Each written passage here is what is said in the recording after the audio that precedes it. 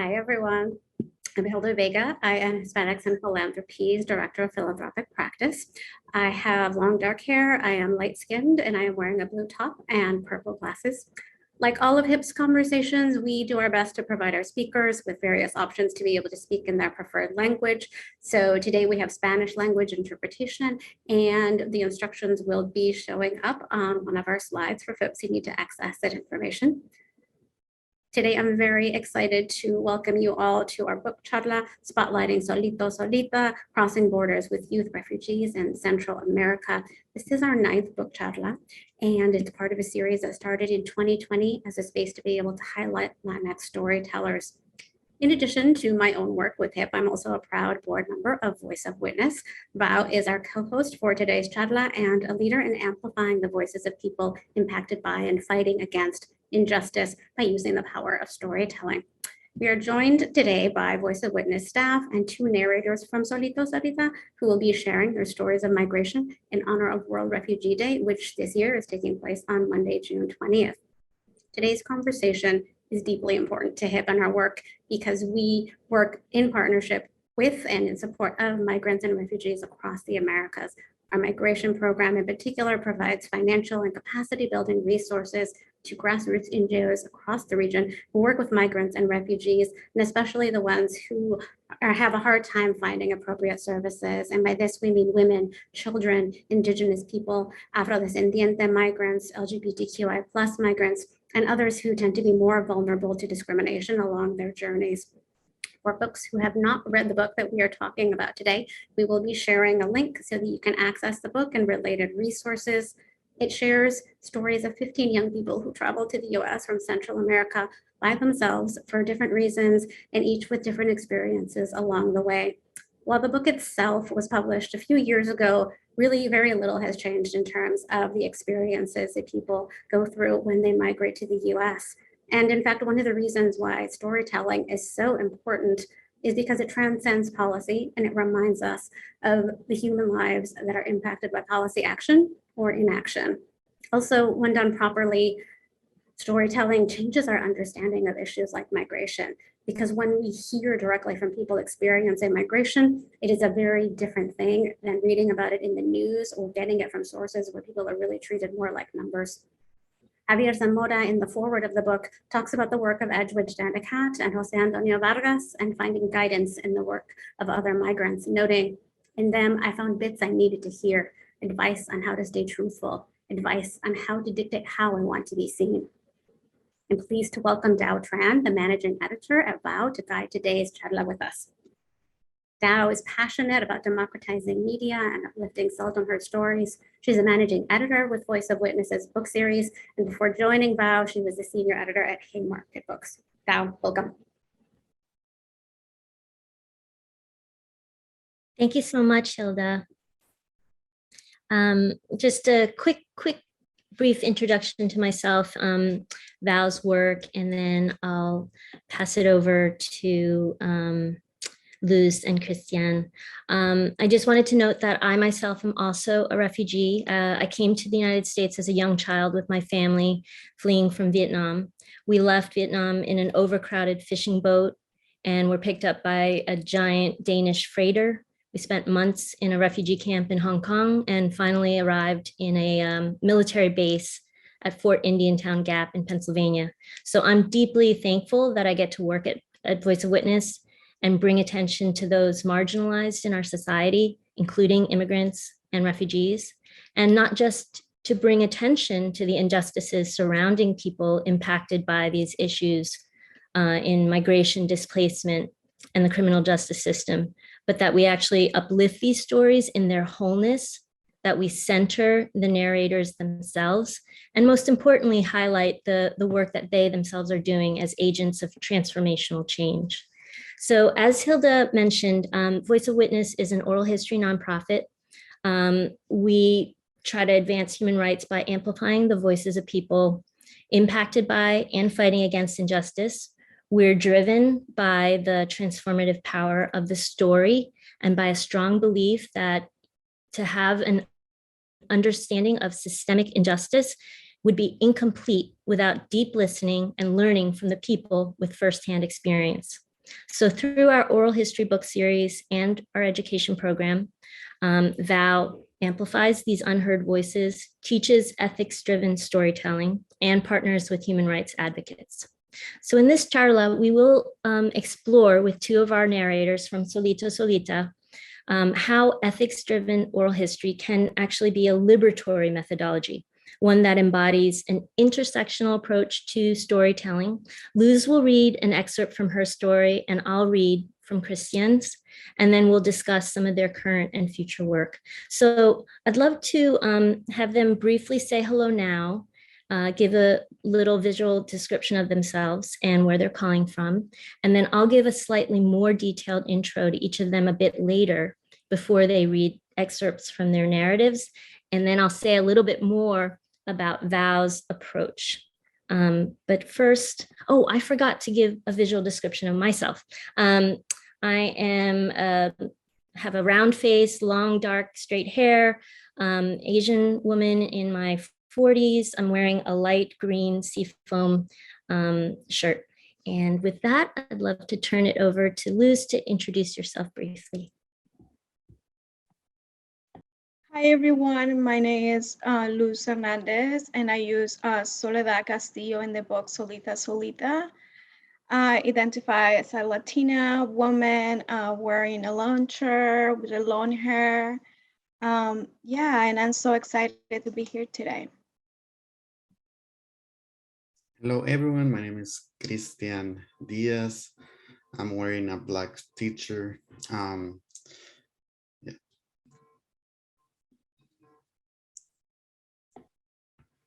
Super. So I'll just do a quick run through some of the hallmarks of our Voice of Witnesses approach to doing oral history and first person narratives. So I'd like to introduce it first by talking about Arundhati Roy's. She's a writer. She puts it this way: there's really no such thing as the voiceless. There are only the deliberately silenced or the preferably unheard. So with every Voice of Witness narrative, we aim for a novelistic level of detail in order to facilitate narrators' self-portrayal in all their complexity rather than case studies. So in doing that, we hope to illuminate broader issues that some of our narrators are dealing with. It's an invitation really to complexity and nuance and even contradictions. So we're always thinking about how do we practically and ethically do this? And one critical thing that we try to do is we flip the dynamic of who's considered an expert. So key experts for us are really people who've directly experienced and been affected by injustice. Through this personal narrative, oral history, we feel like we can get a little closer to people through their stories. As many of you already know, sharing stories can be powerful and transformative. And why is that? We think that it's because intimacy and vulnerability that gets transmitted really helps to highlight insights that are otherwise harder to come by. And these personal narratives, as I hope Luz and Christian will talk about, can really help bring big, dramatic historical events down to a more human level. So for example, what you might read in a drier kind of human rights report in which maybe 2 or 3 sentences might be extracted from an interview, it's really dwarfed when you think about it by a nuanced narrative that has expansiveness, that has space and time to develop, where you hear about, Luz and Christian talking about their childhoods. There's drama, there's tension, there's maybe a surprise or two, there's joy, there's not only moments of pain and trauma, but the fullness of a life lived. And we really hope that it ends up reading more like a novel. And we recognize that, on the one hand, oral history is really egalitarian, it's accessible, and it's a compelling form of storytelling. It can also be really time and resource intensive. And if it is practiced unethically, it actually fails to meet some of this transformational potential. So again, some of the hallmarks of our approach, we're really conscious of and transparent about power dynamics, particularly between interviewers and narrators. We really try to be trauma informed and invested in avoiding re-traumatizing narrators. So, taking breaks, really like only talking about what you want to talk about, really being in control of how you shape your story, how you tell your story. And for us, it's a deeply collaborative process. We really feel like we're co-creating some of these narratives with our narrators. So we're not taking the stories from, but we're helping to facilitate the process of you bringing them out for the public. And just to kind of, the picture of it is, it's how is it collaborative? Sharing for the narrators, listening for the interviewers, and reading or listening again for the readers. And we think that they're all acts of love. And it's the opposite of extractive. It really takes time. It moves at the speed of trust. And we're really focused on cultivating relationships, cultivating stories, and cultivating community. And it's consent-based at every stage. Narrators will review probably more times than they wish at points. I know that Luz and Christian, we were constantly going back to you. Are you okay with this draft? What do you think about this? Where do we need to add more? Would you like to take anything out? That's how I think you always know that you own your stories and you're informed about where and how the narratives will be included or made public. So all of the above points that I tried to sketch out, they're really ideally in the DNA of how you do oral history. And I'd love to point people to, Val has put together principles of ethical storytelling, and you can check that out. I think someone's going to put a link to it in the chat. So with that, I'm going to turn it back over to Luz to talk about her excerpt, to read her excerpt. As was said earlier, Luz is a student in the UC Berkeley Social Welfare Master's Program. She was born in Honduras and came to the US as an undocumented immigrant at the age of 14. Luz, please take it away.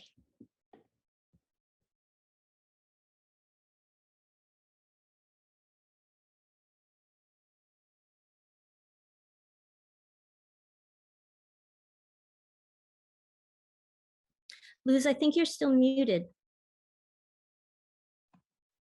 Sorry, everyone. Let me start over. The foster program paid the foster mom around $600 per month to take care of me. She would take me to the garage sales and buy me used clothes with holes in them for $1 or $2. Then she used the money from social services to buy things for her daughter at the mall and gave the receipts to the social worker. I saw all of this, but she would say, "You would better be nice to me because the other homes are worse. I'm treating you right." I didn't know how the system worked because no one told me that the foster parents are not supposed to treat you like this. Even though the social worker spoke Spanish, she never asked me, "Soledad, how's everything going?" They're supposed to talk to the child first, but we never had a private conversation about what was happening in the house. I was scared and nobody was there for me. Thank you, Luz. Before we get into the questions, I'm going to go over to Christian to read his part. Christian is a recent graduate from UC Berkeley, also a narrator in Solito Solita. In the book, he shares his story of migrating to the US to seek asylum at age 15 after years of experiencing homophobia and abuse in Honduras. Christian is an advocate for immigrant youth and LGBTQ rights and will be starting a position with Teach for America in the fall. Actually, I'm going to be reading your excerpt, right, Christian? I will start. This is the section about asylum. When I was 15 in high school, I worried a lot about being deported to Honduras. I wondered, how can I stay permanently in the United States? First, I looked for help at an immigration lawyer's office in San Francisco. but was told that the US government wouldn't accept my application because I didn't have evidence of abuse, police reports, and such things. I was told that without official documents from Honduras, it's as if it had never happened. I tried with other organizations too. I felt disappointed, but was still unwilling to give up. My younger sisters had gotten help from Centro Legal de la Raza. They'd crossed the border as unaccompanied minors in 2014 during the big influx of children and were caught by La Migra. They were held for a while, then released. An attorney at Centro Legal helped them get legal residency. I made an appointment with her. She listened to my story and wrote it down. When I told her I lacked police records from Honduras, she told me that my word would suffice as evidence. I applied for asylum first because my dad used to beat me, and second, for everything else that I'd gone through. Applying for Amnesty was a relatively quick process for me, about 4 months. We sent in papers in February 2015, and by March, they asked for my fingerprints. By April, they wanted an interview. I met with an official from US Immigration who listened to my story to confirm that everything was true. My lawyer and a translator were with me for the interview. The interview lasted about an hour. Although it had been difficult for me to tell my story before, it was no longer difficult at the asylum hearing. By then, I'd told my story to 2 therapists. I'd also spoken with a social worker. I returned to the US Immigration Office on May 5th, 2015. Everyone congratulated me because I was given political asylum. All right, so can we, at this point, we'll get into a little bit of questions with Luz. The first question I have for you, Luz, is can you share a little bit more about why you left Honduras and what your journey to the US was like? Yeah, thank you, Dao. I grew up in poverty. I grew up in a small town called Tegucigalpa. In Tegucigalpa, there's a little town called Mateo. So I grew up there with my mom, my other siblings, and my grandmother. Unfortunately, my dad and my mom separated when I was born, and I grew up in a community where it was really tough. There was gun violence, poverty. There were some days that we didn't have nothing to eat. All that we ate was tortilla with salt, and really tough. And my mom grew up with this. My mom got remarried with my stepfather, and he didn't allow her to work. So it was only my grandmother and my stepfather who was providing to all of us, to me and my sister. But it was really tough by then because there were no jobs, and still Honduras is really right now the economy, and there's a lot of people graduating from college and still can find a job. So my dad came to the US when I was born, never hear about him until I was diagnosed with lupus at age 11. But before that, my grandmother was the person who actually raised me, but sadly she passed away when I was 10 years old. And that was the most devastating thing for me because she actually cared about me and she actually took care, and she knew that my stepfather didn't see me as his daughter. It was always He would always treat me differently than my other sisters. And one day he physically and sexually touched me, and I went and I told my mom, but my mom didn't believe me. So I was the one who had to leave the house, uh, and it was heartbreaking for me to, telling my mom, yeah, my stepfather sexually assaulted me, and she didn't believe me, and I was just a child, and as a child, you expect your mom to come and hug you and tell you everything is gonna be okay, to save you, to take care of you, but instead, my mom packed my things in a little bag and sent me to the city to work. And by then I was only 11 years old.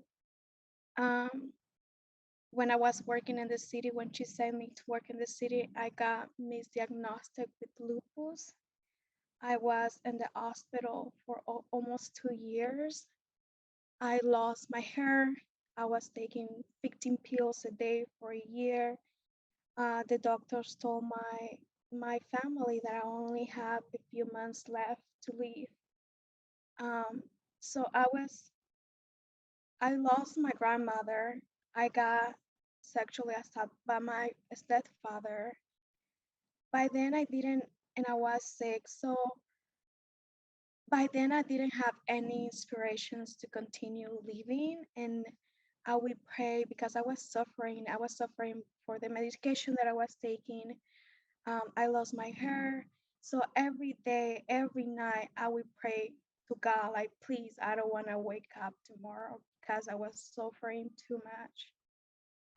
My mom, nobody wanted to take care of me because they knew I had lupus and they knew that one day or another I would die. And not even my mom wanted to take care of me, not even, so I had my father, who was here in the US, reach out to his sister, and she was the one who took care of me, actually took care of me, knowing that I would die in any moment. So I had an accident. I was in bed. If you guys believe in miracles, I'm one of them. I was in bed. Literally, I only have like a few weeks left. I couldn't walk, but from nowhere, I decided to get out from that bed and went to the second floor, and I fell from the stairs. And I was taken to the hospital, and the hospital, the public hospital, say, oh, because I injured my leg really bad. And they say, well, you have lupus, like, I mean, your leg looks pretty bad, so let's just cut it off. And I remember that one person, one of the neighbors from my auntie house, she was like, no, I know she's gonna die, but she's gonna die with her 2 legs. So she decided to take me to the private hospital.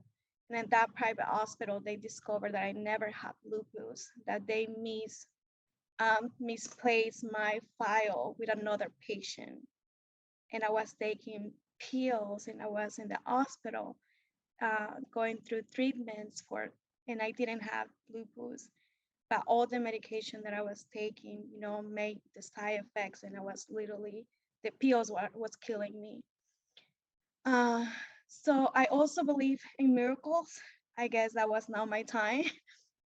I guess God had something prepared differently for me. I believe in that too. And yeah, so after I find out that I didn't have lupus, I stopped taking the pills, my hair started growing, I started walking, and I contacted my dad and I told him that I wanted to come to the US.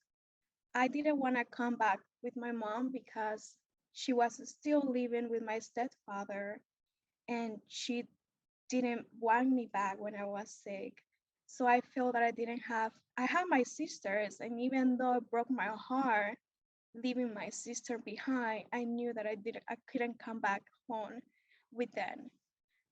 So my dad went back to Honduras, and we decided to come together to the U.S. And it was heartbreaking leaving, because even though my mom didn't protect me when I most needed, it was hard for me to still leave her behind with my sisters. At the end of the day, I always say that we don't choose our parents. And now that I'm an adult, I believe that maybe she did whatever she could at that moment. And I try to understand, her actions and what happened during that time. And I love my mom. I love my mom, and she has hurt me a lot, but at the same time, she's always gonna be my mom. And living in Honduras was more like, it wasn't a choice. It was a necessity for me in order to have a better life, in order for start from zero. I was running from poverty I was running away from my stepfather that has sexually abused me. I was starting over a new life after being in the hospital, being almost dying for 2 years. So for me, coming to the US was okay, this is I'm going to start from zero. And when we talk about the US and Honduras, we imagine this amazing country that everything is going to be easy, that everything is going to be perfect. But just to get to the US, it was really tough walking for days in the desert. Sometimes without eating, in order for me to walk for days, my dad had to buy this pill. I'm assuming it was drugs in order for me to make it. And I saw people being behind, not making it because it was so hard. The trip, like you had to pay extra if you want that pill. So that gave you more energy in order to cross the borders. And it was just the experience to get to the US is only one part of the things that you have to go through in order to achieve the American dream.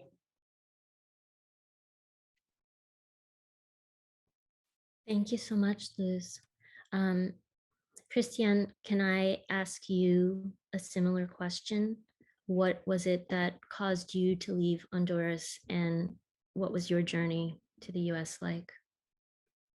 So at the beginning, it was like all about family reunification because I wanted to come see my mom after 10 years not seeing her. She left us when we were about 6, 7 years old. And um, I was 13, living in a neighborhood where gang violence was predominant. So, which meant that I had like three ways: one, getting involved with the gangs, still going to school and struggling because like I wasn't able to go to some schools that were like actually like good because of gangs and like how gangs will like overlap and they will have their own territories. And if I went to like a middle school in the other neighborhood where like the other gang is the rival one, then I was in danger. um the other option was also like committing a crime and going to jail or just getting killed by another gangster. So my options were limited, and my mom had no money saved, so basically we couldn't move somewhere else.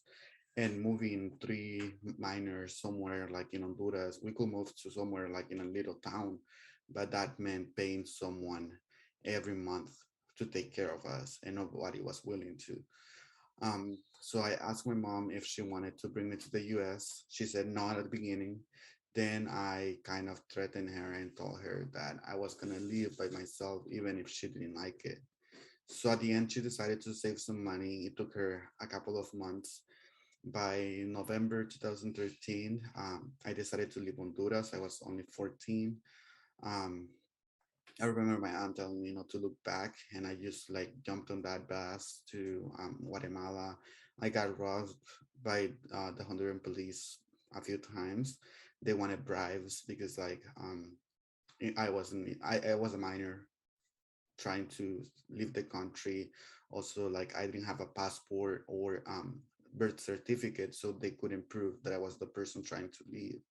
So they had me in a cell for a whole day. So I jumped to Guatemala. I promised them that I was gonna go back to Tegucigalpa, but I was lying. I jumped the border from Honduras to Guatemala. I stayed in a hotel for a night. The next day, I was like leaving to Mexico. When I left Mexico, it was like all good because like the police in Guatemala had to stop us only once in a checkpoint, and they just asked for 50 quetzales. After that, like in Mexico was all about bribes, paying um, people and police and officials to get across. So if you had money, you were likely to make it through. If you were poor, basically, or you had no money, your chances were low. Your chances were getting killed, getting deported, or like somewhere in those lines. And my mom luckily paid us someone to bring us from Mexico to all through Mexico, and we were stopped by the Zetas in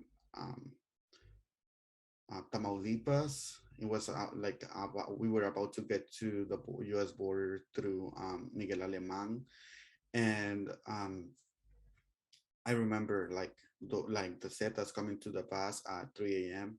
and saying like, okay, like who is from Central America? And I didn't raise my hand because I knew what was gonna happen.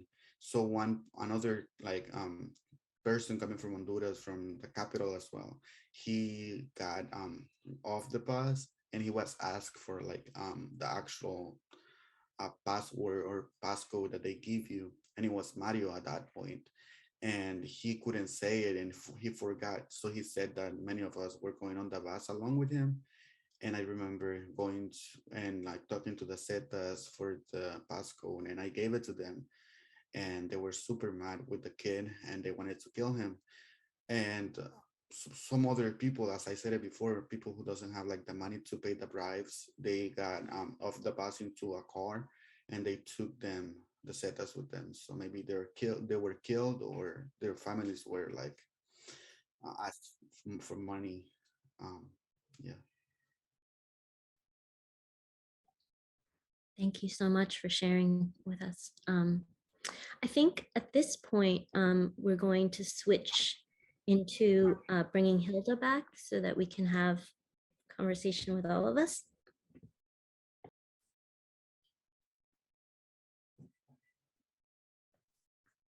Thank you, Dao.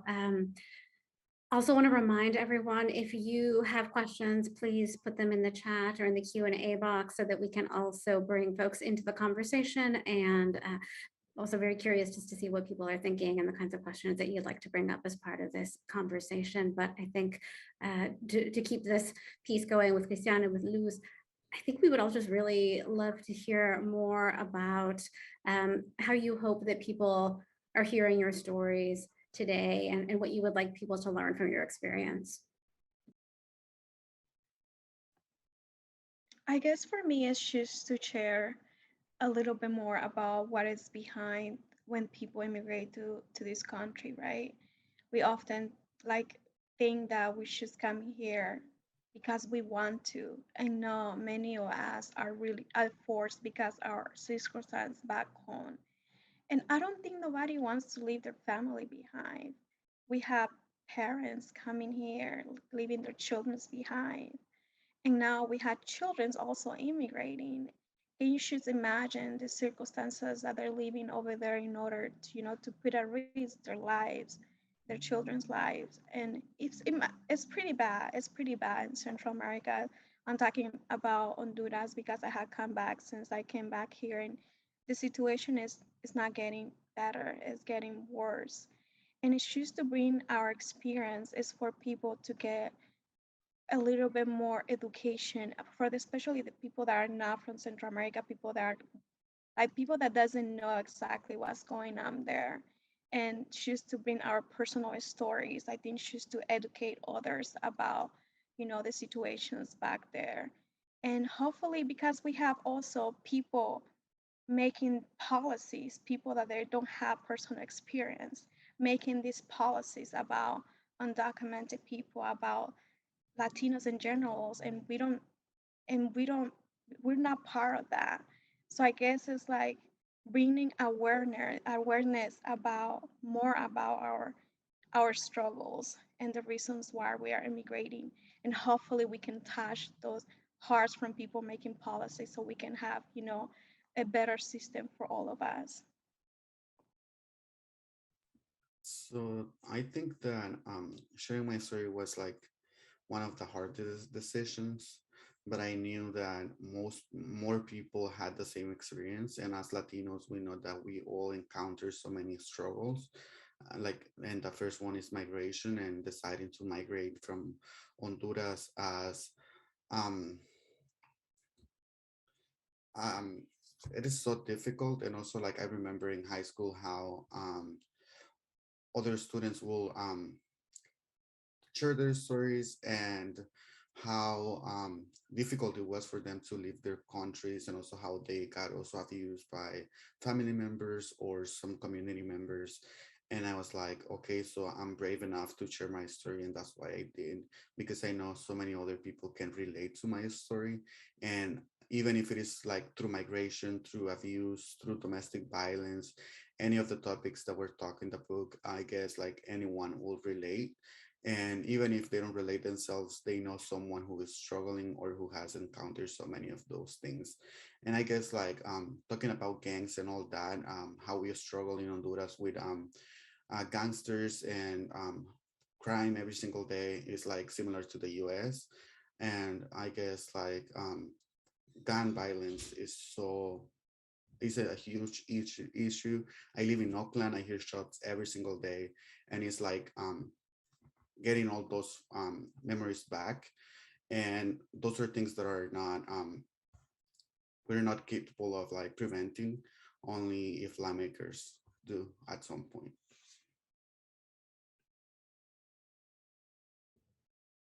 Thank you both so much. I'm going to share a question here from the folks who are joining us today. Luz and Cristiano, what are you most excited about for the future in terms of your own future and for your communities? I'm currently doing my master right now at UC Berkeley, and I'm excited to finish it in 1 year.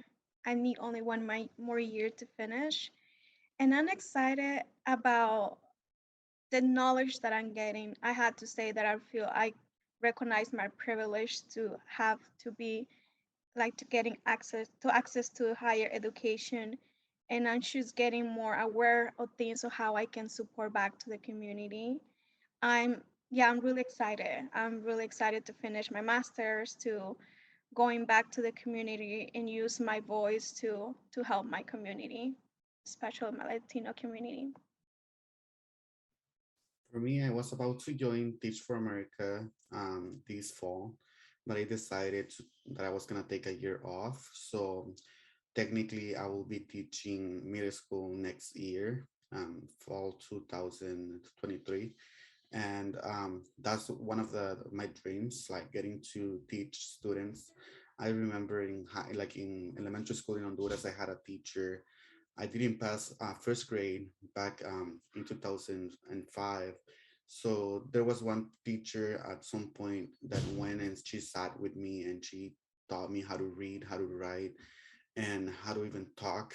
And she was there like 1 or 2 hours after class, and she wanted me to like to improve my skills. So she took the time herself. Unfortunately, she left to Spain because as a teacher she wasn't getting paid enough. But I feel so amazed by her actions, and that's why I decided to become a teacher, when my first thing was becoming a lawyer. But I think I can make so much by talking to children, and also getting to know them. And at that point, I guess we can, as teachers, we can see when a child is struggling, when they are getting abused. And if the schools reported everything that they saw, I guess like children's life will be better. And I knew some of my teachers knew back home that I was struggling, that I was going through hard times, but they couldn't speak up because there was not help at all. So even if they told the police what was happening, they knew that there were no resources or anything. Thank you. Thank you both so much. And we have another question here that I think you can all comment on, including Dow. Folks are curious to know what organizations that you would recommend where people maybe can think about volunteering to be able to support refugees who are coming from Central or South America. And Cristian and Luz, I know that you both had experiences with organizations in the Bay Area. Maybe you want to talk about them. And Dow, if you want to mention some of the others that are in the book. And then I will also shamelessly plug our own website and encourage people to go and look at hipfunds.org and look at the list of the organizations that we work with who work with migrants and refugees all across the region. I will talk about the East Bay Sanctuary Convent in Berkeley. I'm recently working there. We're currently working there right now, and we help asylum seekers. We have couple of lawyers there helping undocumented people get their asylums. And there are many ways that you can volunteer there. We have youth coming to renew their DACA, like asking for parole permits. So we do so many things there, and we're short staff, and it would be nice to have volunteers there. And we do amazing job. We not only help through immigration, like immigration services, but we also provide case management for the Latino community looking for housing, looking for other services that they may qualify in the on the whole East Bay. For me, it was like Centro Legal de la Raza and Centro Familiar. I guess Centro Familiar taught me a lot, starting by teaching me how gangs and gang related things are bad for society, and they had a good program when I just arrived. And I guess I was getting along with some people that I wasn't supposed to at the beginning, and they made sure to separate me from them. And also they got to change the mindset of many of the other students that were trying to pursue like a gang career, as they said it at that point. But I guess Centro Legal and Centro Familiar, both of them helped me a lot through mental health. They provided mental health and counseling. I had a social worker and also like a case manager. The case manager like taught me a lot, and I appreciate him a lot. And also like he made sure that I understood how messed up Honduras is. And I knew that it was as bad as like I knew some information of the Honduran president being a narco even before he was indicted, or even before he was extradited to the US a few months ago.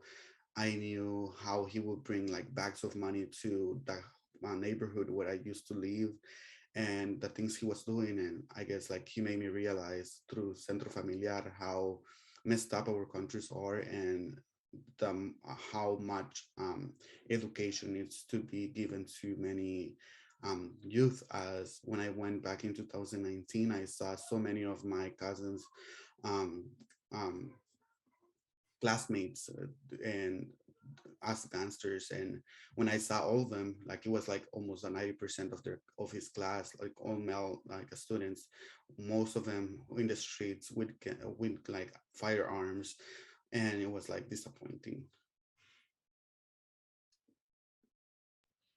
Yeah, I don't really have much to add, Hilda. Maybe for people to check out, there's a little section in the back of the book, 10 things you can do, that also highlights a few other organizations, but most of the groups that I would recommend are actually in the narratives themselves, because the narrators talk about who they worked with, what they found useful. And I think there's a lot of great information in the book. Absolutely, thank you. And again, highly encourage everyone, get the book. And there's another question that we started talking about a little bit the other day, and wanted to bring back and start with you, Dow, about ethical storytelling. And if you wanted to talk to us just a little bit more about that practice. And I'm fascinated by the connection with ethical storytelling and liberation, and would love to just hear more about how you practice that. Great question. I mean, I think for me, it's the difference between reading a news story or reading a human rights report and reading a novel. It's a transformative and transporting experience. It's much more immersive. It's much more puts you in, hopefully, the frame of mind of your narrator. And so in this case, you're there with Luz as she's laying in her bed, contemplating, how to escape her situation. You're there with Christian when he is crossing the border, and you hopefully experience some of the emotional texture that is threaded through their lives. And I guess I think that it's a more effective way of reaching people, in the sense of it's not just relying on your intellect telling you that these policies are wrong, but it gives you a sense of what it actually does to people. As you said, helping us see not just the statistics and the numbers and the policies on paper, but to see how it actually impacts, and in particular, in this case, young people with, so much promise that gets, a knot that isn't able to be attained. So much potential. I mean, as you can see, Luz alluded to it, but even once you get to the United States, it's not as if the obstacles and the difficulties and the challenges disappear. They're just a whole different set of new ones. And just to have, from someone who experienced it themselves, they know better than anyone else what that was, what that experience was, and then also, I think, what some of the solutions might be. I really feel like the sense that you can get from hearing Luz and Christian talk, just how effective it was that they became their own best advocates and also advocates for others like them. And I'm sure they can tell you more about it than I can. But our approach is really basically like, how do we make sure that your voices get heard and your thoughts and ideas get highlighted, that you're recentered in your own stories? Because I think people reading them will get that. And we will also, we're constantly learning, and that's that kind of inquisitive approach is really what we want to highlight. I want to blend a couple of threads of questions that are coming in here, and maybe we start with you, Dow, and then we'd love to hear from Christian and from Luz. But something that I found unique and really powerful about the book is exactly this arc of the narrative of the root causes of what drove people to leave their homes, and then what that experience was like in the journey, and then also what life was like once they got to the US, and then the folks are revisited in the book. And these are not easy stories to read, and I will confess that I had to put the book down. At one point I was reading it on the plane and I started crying and I had to put the book down. But I would love to hear from you all about what you think in terms of the importance of bearing witness, because I know that this is part of my responsibility as a person who in the world, but also who does the work that I do. So would love to hear from you about the role of bearing witness and how we do that in a way that supports people who are willing to be brave enough to share their stories with us. Maybe it makes sense, Luz and Christian, if you want to talk about the genesis of this book project. And I know that it started with you knowing Stephen Mayer, who's one of the editors. You were taking classes with them, and that's how they initially got to know you. I think it's an amazing story. And yeah, if you would want to talk about that. Yeah, I can talk. Yeah, sharing the story, it wasn't easy. I think, especially in my culture in Honduras and my family, we're not supposed to share what is happening at home. Everything that happens at home, you keep it, you're not telling anyone. So for me to open up to strangers, to my professor, it was like really something like that I really like. It was hard at the beginning, but I'm really glad that I did, because I have so much inside of me, so much pain, that I feel like me sharing this story, it was hard. Yes, a hard process, but at the same time, it was a healing process to let everything go and to meet people who have been through the same things that I have before. And I met my Stephen Mayers. He was my English professor, and I was reading this story, Underground America, which is another book from Voice of Witness that talks about the experience of undocumented people. And I related so much to that person. And I remember being in class and feeling that pain in my chest, because I was like feeling her pain through that book. I was feeling her pain because I went through the same. And you know, when you get moved by a story, you know what you do with that story. You know, what are the action? What is your next? What are you gonna do? And you know, my action was okay. Let me find ways why this person was able to talk, to write about her story, and why I cannot. And you know, and I decided to get into the project. And you know, Stephen and Jonathan was so nice through the whole process. They really were patient. They, you know, I took breaks in between, and they didn't send me. They didn't set the narrators as a project. They saw them as a people, as a person. We, you know, the stories. We with those stories, we humanize more those stories. And I feel that Stephen and Jonathan did that with us. They were like really patient and give us the power to share how much we share and how and what we didn't want to share. And every time when I go to do events and I see young girls, they come to me and I was like, yes, I went through sexual abuse and I couldn't talk about that, and I see their pain. And you know, we have so much in our culture. We don't talk about it. We have normalized sexual abuse that is unbelievable. And when I see that young girls are coming to me and say, thank you for sharing, thank you, I'm not alone, that means a lot to me. And I feel that I'm not only sharing my story, but also letting other people know you're not alone and let's do something about it. For me, I met Jonathan and Steven at Centro Legal de la Raza, the same organization that helped me with my asylum case. Basically, they were asking lawyers for any individuals that wanted to talk to them about their like immigration experience.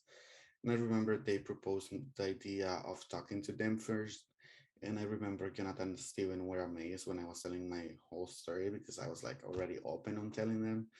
And it took 5 years to write the book. So it was like a lengthy process, worth it. But they were pretty how can I say, they were so good at their work that they were like able to make us comfortable with the process instead of like as they said in mental health, they didn't left the whole thing open. They made sure to close our brain back, so they were able to we were able to tell them the hardest part of the stories, but we were also able to tell them um, things that we had fun with back home. So they would ask, how was your immigration experience? And then they would ask a good question or something that would remind us of something good, and or ask us about our culture, our traditions, and then we will be happy to tell them about that as well. And I guess that was one of the main things why the whole book is successful, because they were able to engage with us and also to see us as real human beings struggling and trying to become a better part of society. Beautiful. Thank you. Dow, is there anything that you would like to add at this point as our time is ticking away? No, I think Luz and Christian said it. We are getting to that time, so I want to thank Luz and Christian, especially for joining us today, for sharing your stories, for the incredible work that you're doing right now to help people feel comfortable and welcome and like they belong in all of the spaces where you are and everywhere that you work.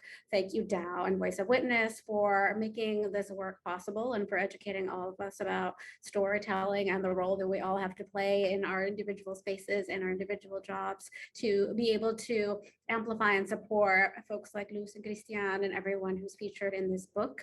I want to encourage everyone to get a copy of this book and go onto the Voice of Witness website and see all of the books and resources that they have available, as well as on the Haymarket website. They have these books and many, many other amazing resources that folks should be checking out. A reminder also in Solito Solita to be able to look at the lesson plans and incorporate this work into how you are thinking and educating others. And in particular, look at the resource list that Dow mentioned in the back if you want to get more involved and more engaged. And welcome everyone to please look at our new website to see what other events we have coming up, other book charlas that are coming up in the future, and hopefully other events that we do with Voice of Witness. So thank you all for joining us today. And again, deep appreciation to Luz and Christian and Voice of Witness and everybody who was able to make this possible. Thank you. Bye, everyone.